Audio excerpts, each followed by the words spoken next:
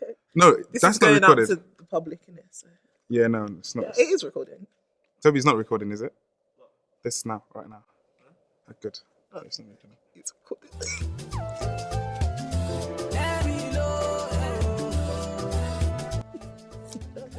Fearlessly Faithful, episode 4, take 3, action. Bush boy. Oh, she's bush. Anyways, hi guys. Welcome back to my channel. As you can see, we have another guest. And his name is, introduce yourself. Isaac.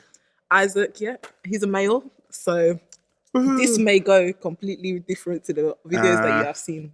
Very much. It must, else, it's going to be a bit... Are you even speaking English? Use your words. Use your words, mate. Use your words. Okay, So this is Isaac. How old are you, Isaac? 28.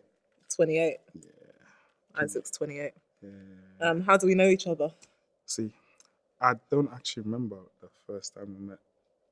You know what? It's okay because I don't remember either. I don't remember, but I know it's maybe linked to your sister, Maya. Yeah. I don't know, you know. Yeah. You just appeared. No, that's what everyone says. Wait, when did you start coming to Jubilee? When did that start? I would say 2012. 2012. Yeah. When did you start talking to people? That's the thing. Yeah, It was different, totally question. Total different question. And then everyone's like, "You need," and I'm like, "Nah, no." Like, Do you know what? I think I remembered like the first conversation I had with you. I was like, "You're Sarah's sister, not that Sarah, different Sarah, Sarah that I knew from 2010." Yeah, and I was like, "You're Sarah's sister. Where on earth did you come from? And how are there so many of you?" Yeah, well, many. Yeah, no. Sarah started coming to church first of all. I think she started coming at 2010 or so, and then she left, and then myself and my sister started to come as well, and then But like you said, you didn't know me before because obviously I look different as well. It's okay. All this hair was not there before. It was not there. I'm gonna insert a picture, whether you like it or not. Goodness me! This is me. How did you find my picture? I go through all the files. What files? Facebook. Basically, you can't find me on Facebook because. Is that right? Yeah, you can't. Okay, when this video comes out, we shall see. We'll see. We shall see. Because guess what? You're gonna, as I'm talking to you right now. Get off your phone. You're not allowed to use your phone when we're recording. Move, man. Rubbish. As I'm talking to you right now, I'm gonna delete my Facebook. Did you not believe in what you looked like when you were younger? Are you not a supporter of what you look like? No. Yeah, so be proud of yourself. Be proud of exactly. The Lord has brought you. Yeah, that's far, true. Yeah, that's very true. Thank God. Yeah. So can you cook? Can I cook? Yeah. Yes, I can. I'm trying to raise your groom price. Oh goodness! Is this what this channel is about? Is this what you come into the channel for? You know, the Lord says that we're to uplift one another. Fair point. So I'm uplifting you. Thank you. A shaker. You're welcome. I really appreciate it. Anyways, so but yes, I can cook. You can cook. Small. Yeah. What dishes can you cook? The basic ones. What the basic ones? Because some people's basic is bread. Wait, toast, beans. Some people's basic is pasta. No. What's your basic? Goodness. You can't. You're not the first one who said pasta is a basic food to cook. You know, pasta is basic. It's not basic. It takes a lot of time and effort. What time? You boil kettle. First of all, I don't even use a kettle when I cook my pasta. You're making out like boiling something on a pot. You need to time it properly. Bubbles. You need to see bubbles. You need to add the right amount of. So what can you cook? As well. Jollof rice. Yeah. Fried rice. Yeah. Stew. Yeah. Pasta bolognese. Pasta spaghetti bolognese. That's more than the average guy. Really? Yeah.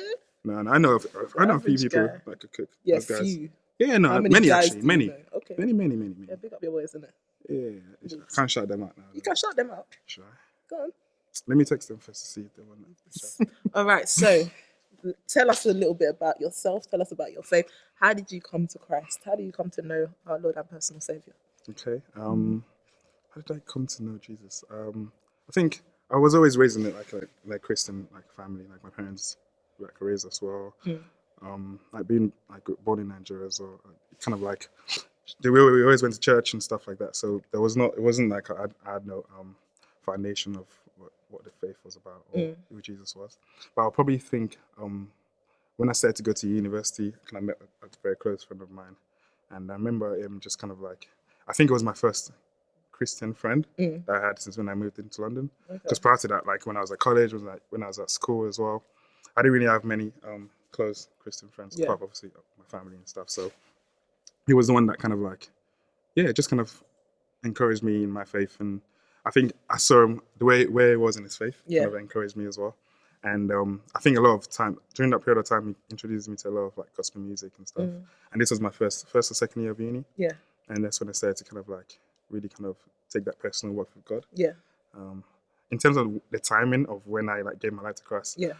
I don't know. I know some people it's like a process. Yeah. And some people it's like they can remember it like the heaven came down, everything happened, there was a vision. Shook, Mine was not like that. Mine was just like a process, process like literally like it was on I can remember one night though when I was like just like in bed. And that time when I was praying to God, it was just different. Like, I think I even cried as well.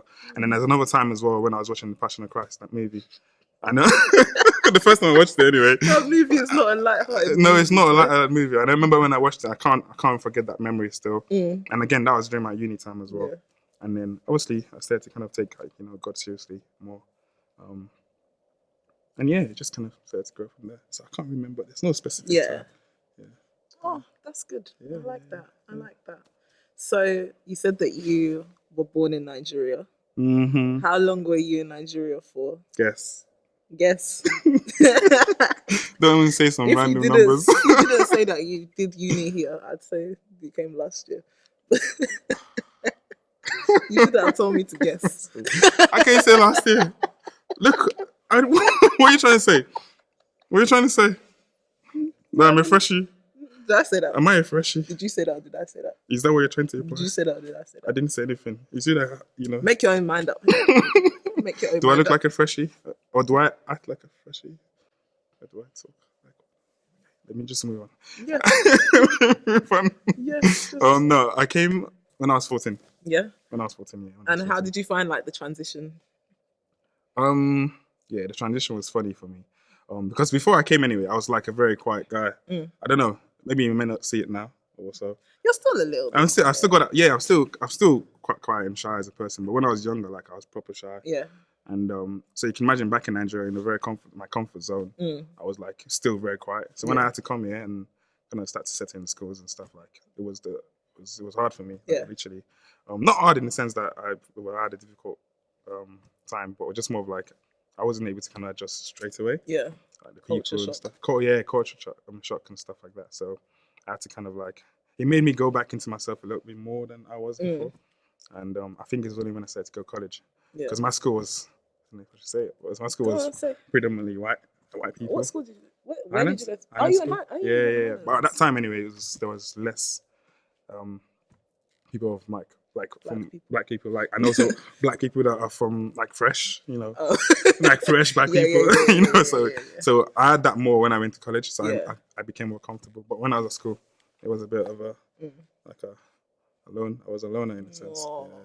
But we thank God again. Thank God he has friends now. It's popular jingle.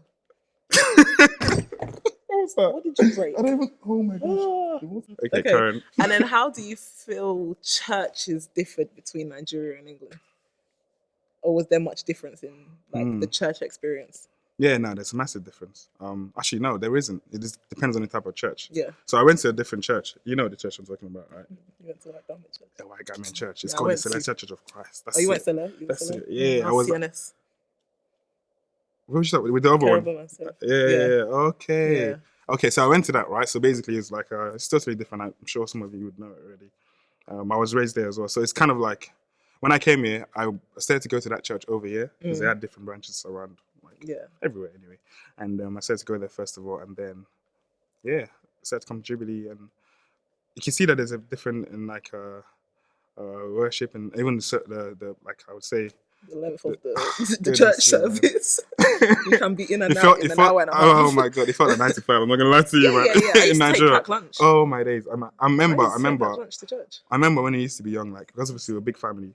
My parents, obviously, they're very involved in the church. My dad is a pastor and stuff like that. So he was kind of like very involved. Sometimes he would do the sermon, and because of that, they would have to stay from the start to the end, literally. And after that, they do like a prayer. I don't even know. It's just like a proper prayer, like a long period of time of prayers and stuff. And I remember my mum and my dad used to kind of like you said, pack lunch. But we used to have, because of a lot of people, we used to have like coolers of rice, coolers of jollof, everything. And then when everyone is in church, other people, I know the kids are outside. We're just like chilling in the car, just like just eating and just relaxing until they finish. Get home like 6, 7. I'm like on a Sunday, and on a you've got school in the morning. On a Sunday. And obviously coming here now was different because like even though the church was the same, like there was a lot more like people were like more like, you know, let's go home. Yeah, let's go home basically. You know. And then moving to Jubilee, it was like 2 hours, 3 hours, you're done. You know, so it's different. I feel like prayer as well is a lot. It's different as well. Prayer. Oh my days, 1 hour prayer. 12 o'clock, pray for 1 hour. I mean, 1 hour is even small. Like, but that's 1 hour within the service. Yeah. Oh yeah. That's not just prayer meeting. Literally, and say 21 hallelujah. Oh my days, and hallelujah. And don't forget the Hosanna. Hallelujah. Hosanna. Of course I remember. Spent too much of my life. It is a lot. But I feel personally, I feel that again that was a foundation as well, because there was that discipline that installed in me. In terms of how I kind of like view my faith, not really kind of taking it lightly. Because there was that element of I would say, I might be wrong, but there was that element of like do a lot of works, and then and that is not a bad thing to learn as a Christian, but at the same time, that's not the main thing about it's not faith. You know, it's about a relationship with Jesus. That's the most important thing. So I feel like there was a foundation that I had to grow with, and that I'm grateful for that experience in the church, and then now in where I am right now, it's kind of like benefit of both sides. Amen. So you said that you're basically a pastor's kid. How was it growing up being a preacher's kid? Oh, that's a good question. It was good. It was really good. I feel my dad set a good example in terms of like walking with God. I do remember vividly, like weekends we would sit down in the morning straight away. Everyone wake up, let's pray. We had an altar in our house as well. Do you know what? I actually hear that. You can relate. We had a bell. Yes. We had a bell. Yeah, everything. The bell, and there was honey, and there was sugar. Candle. Don't forget the candles as well. And there was prayer water. Yes, exactly. Holy water. And I had to cover my head because I'm a female. Exactly. So yeah, definitely. I feel that kind of again, it was it was an experience, isn't it? Again, but it does shape the way you view your faith as well. You take it seriously. You take it seriously. You don't take it too lightly. So I feel like being like my dad being a preacher as well, seeing him at the podium preaching, kind of also gave that not, I wouldn't say pressure, but just more of like responsibility as well as a man. Because I look up to my dad like in that sense. Like, when I was younger, my mom was always saying that I'm my dad, because we share the same name. And stuff like that. Oh, you're junior. Yeah, I'm junior basically. You're junior. Yeah, duh. If you know my Facebook, you know he's junior. You know. So if you don't want to find him on Facebook, no, then you wouldn't find me. I'm blocked anyway. You wouldn't find me. I already told you. I've deleted it. It's not there. Okay. But yeah. So yeah, basically, so kind of like I always saw myself like I didn't. At young, I didn't say it, but my mom was always saying that you're gonna be like your dad. Blah, blah, blah. But did you feel as though, because your dad was a preacher, did you feel as though you and your siblings had like extra like eyes on you, and like you had to, maybe if you wanted to do something that somebody else was doing, you couldn't do it, or nah? Actually, no, we didn't. We didn't. I think the way our parents raised us, we were always like that anyway. Yeah. We didn't really like to go against our comfort zone. I think that's the way they raised us anyway. They just kept up. They kept us. You guys were good. Yeah. Well. To some extent, we didn't as go good as you could be. Exactly. Okay, so then what would you say your passion is in life, and how do you feel like that is linked to the calling that God has given you? Passion and calling. So okay, I'd say passion. I like to encourage people. I think that's one thing that I probably grown as I kind of was growing with Christ as well. Because before that, again, I was saying I was just very quiet in my own self. Like to play football games and stuff like that. Just be by myself, not really talk to anyone. But then eventually I started to kind of like get closer to God. Yeah. And I started to be more confident in myself as well.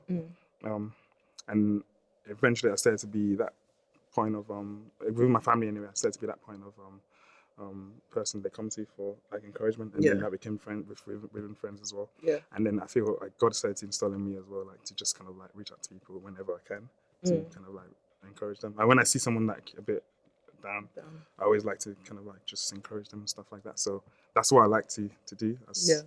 I would say passion side. Yeah. And then your calling. Yeah, I think it's they're linked anyway. They're linked. One of the reasons, I don't know, that's one of the reasons why I started to kind of like encourage people. I started a platform on Instagram called the Umbrella Project and stuff like that. So I started to use that as a platform. But prior to that, actually, I don't know if you remember the time. You know that time when there was that tsunami, that massive one in Japan. Cut this if I'm wrong. Wait, do you mean it's like 2000? Like yeah, 2000. Yeah, I think it was in like Indonesia. Indonesia. Or Sri Lanka. So you said Japan. Yeah. So that I remember that time, and at that time, my faith, like I didn't really know what to do. I didn't. The THP was not established at that time, and I do remember, like I said, THP being the Humble Project. Yeah, sorry, the Humble Project. That's it. And before that, I kind of started something called Gate to Life. Okay. And the reason why I started that was just to encourage people about life in general. But I didn't really know how to start it, because it was just more of like encouraging people. And it was actually after that tsunami disaster that happened, I even created a video on YouTube as well. Oh wow, okay. That reached like over 1,000 views as well. Like just to kind of people to have to pray for people there. Yeah. So from then on, I just like started to grow in Christ, and then God placed in my heart to kind of start something online on Instagram, and then, that's when it just started kicking off. And I feel like that's where my passion or my calling is led into, to just kind of encourage people. I don't know exactly what it would lead to, because I'm still kind of like growing in that. Yeah. But I know it's in the line of like encouraging people and just uplifting people with the word of God and stuff. Okay, that's really good. So, what do you do on the Humble Project? So, how do you encourage people on your page and your platform? And where do you hope that like God will? What do you hope God will do with it? Yes. So I currently on Instagram. Oh my goodness. Bush. So basically on Instagram, right? So what I do normally on Instagram, THP, is kind of like get a Bible verse, maybe for my personal study time. God speaking to me about one Bible verse and stuff, and then I just kind of share it, and then I talk about it, and then encourage people for that day. Yeah. So it started off on Instagram in that sense, and obviously people would come back and like DM and just say, thank you for this post, or pray for me about this. Yeah. And I found that it's really good. Like it's a really good way to minister to other people and spread the gospel. Because like I get to speak to people from around the world. Like literally, one of the guys that I speak to that also got a ministry on there is from Indonesia as well. So it's pretty cool. Incredible. So you kind of get to reach out to other people. So it started off from there, and then over time I started to feel like people started to encourage me that you write a lot, that you need to start a blog. Yeah. And then that's when the page came into place, like the Umbrella page. That's just writing and just basically the same thing, but just on a larger scale. Yeah. And just encouraging people by just like reading contents and poems or word of encouragement and stuff like that. So it's been going for the last, I think, 3 years now. And where do I see it going to? I think, I believe there's a purpose for it reaching out to not just the community where I live in or the people that I share with on Instagram, but more of like a global scale. Yeah. And it's not just only about the word of God, but more of like reaching out to the people that are less fortunate as well. And that's the main reason why I called it project as well, because it's something that it's not just going to be. It's going to be like a movement. Yeah. It's going to be beyond Instagram. Yeah, exactly. And I'm hoping also to start like a YouTube channel as well, but we'll see when that happens. But it's coming. Yeah. Hopefully this year, sometime this year. Stuff like this is his first feature, I imagine. Exactly. This is my first time on the camera. I've never been on the camera. I was never experiencing it. I feel happy, I feel grateful, and I feel fulfilled. I'm happy because I never expected it. I never experienced it. Well, this is not my concept. I'm not used to this. So that's basically the way I see it anyway. But at the end of the day, it's how much God wants it to grow, and I believe that as long as is the center of it, I know that it would get to where it needs to get to. Amen. And reach out to souls in that sense. Amen. Yeah. So you know how you want to start a YouTube channel, and then you have a page and you have a blog. How have you how has that process been? Because for me, I've done YouTube, and there's been times where it's just like, oh, you know what? I just sometimes I just want to stop, because it's just like, it's a lot of hard work. That's right. And sometimes you can't necessarily, it's like you might not necessarily see like the fruit of all that you're doing. Has that ever been your experience where it's just like, I don't know why, or has it been kind of plain sailing for you? No, not at all, actually. No, not at all. I think plain sailing, definitely. I'll be surprised, like anyone that is doing something at the same time as like working. Like balancing, having that balance. I'll be surprised that it's always plain sailing. I think last year for me was a very tough year. Well, for like the ministry side. Yeah. And actually, work side as well. Like last year, like I lost my job. Ministry wasn't like I was writing. But not publishing many things. Okay. And on Instagram as well, I was not posting as regularly as I would normally do. Yeah. Just because of the challenges of life. So there's that balance of trying to make sure that you're on point on this area, but at the same time you're also on point in that area. Yeah. And one thing that I know that God isn't speaking was more of like, the most important thing is to do everything one thing at a time, and there's seasons to everything. Yeah.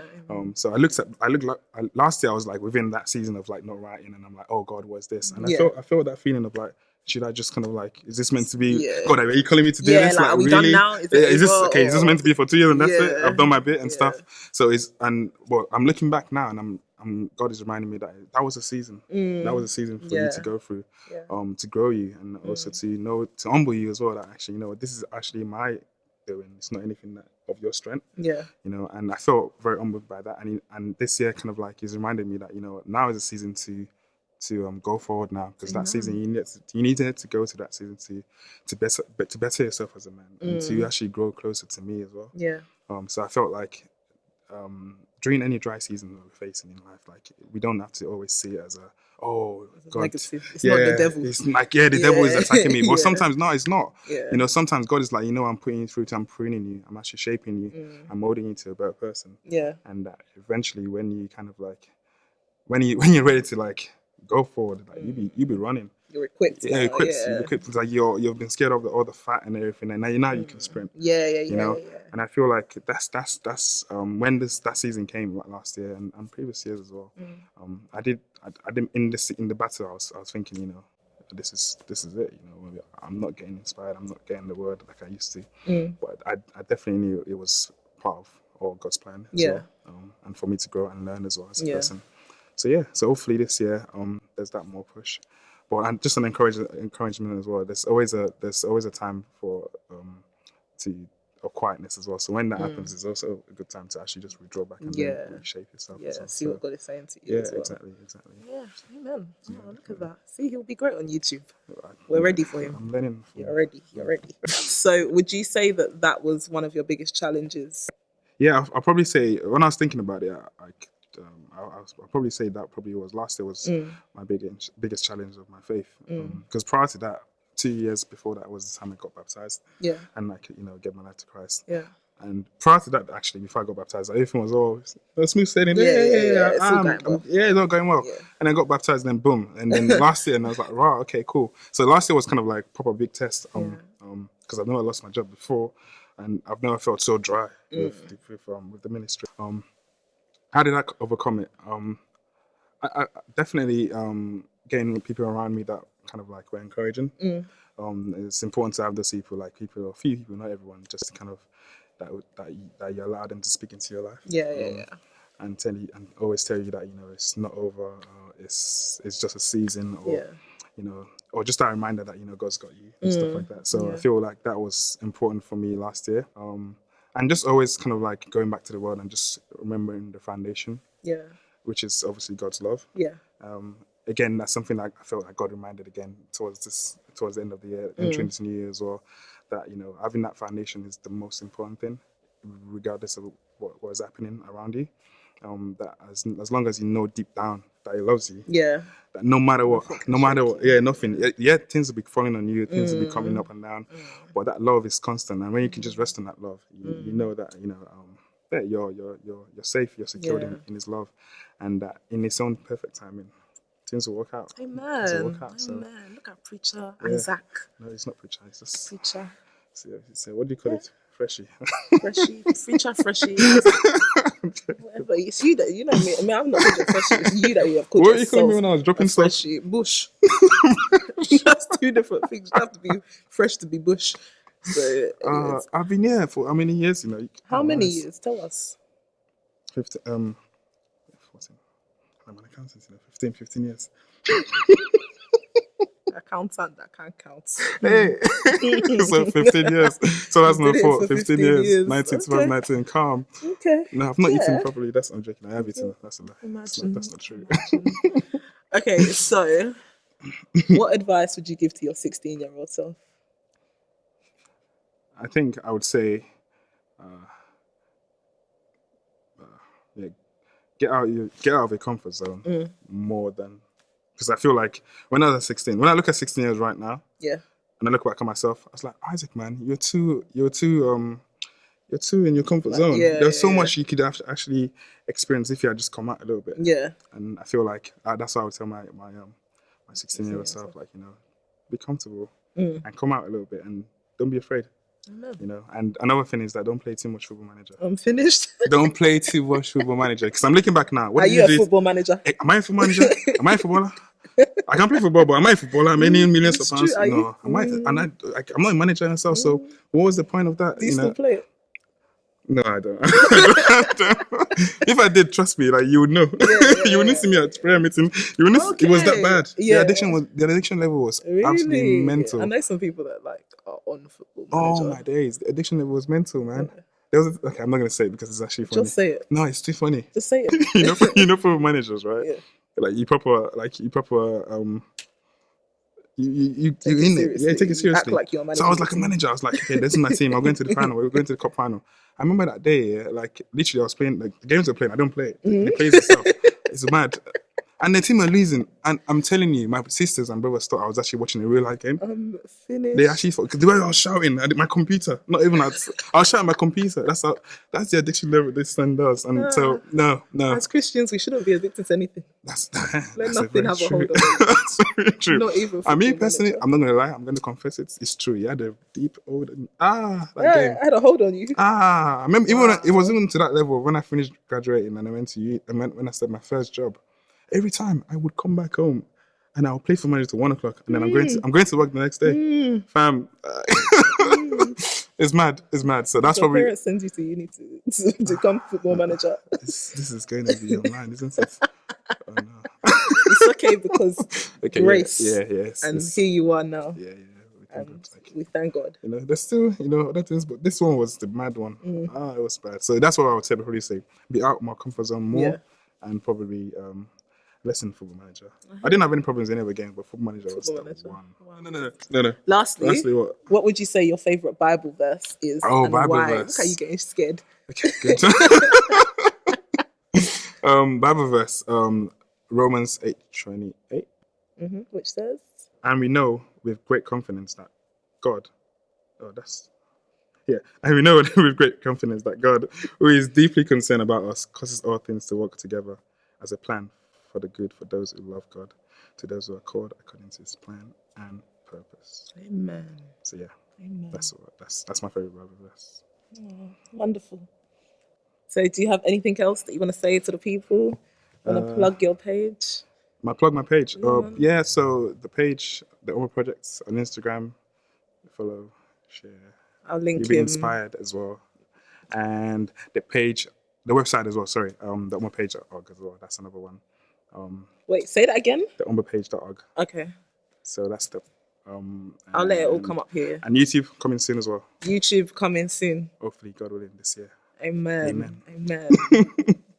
When he does, like, subscribe, do all of that. So but don't do that before you do it for me. Oh yes, that's true. But thank you though. Thank you as well for bringing me on your page. You're welcome. I'm very grateful.